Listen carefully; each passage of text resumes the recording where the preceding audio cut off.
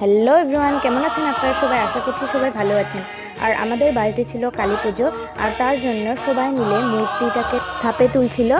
সমস্ত রিচুয়ালস মেনে এসব করার পর আসল পুজোর আগে যেসব পুজো করা হয় সেসব করা হচ্ছিল।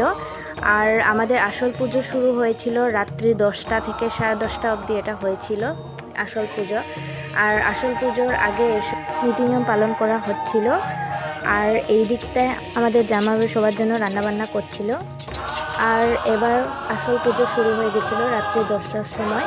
আর আপনারা দেখতেই পাচ্ছেন চারপাশটা কেমন ধোঁয়াশা হয়ে গেছিল।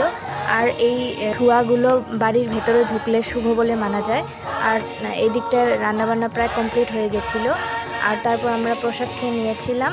আর প্রসাদ খাওয়ার পরই আমরা সবাই রাত্রিবেলা ডিনার করে নিয়েছিলাম। সো আজকের জন্য এইটুকুই। নেক্সট পার্ট আসছে অতি শীঘ্রই।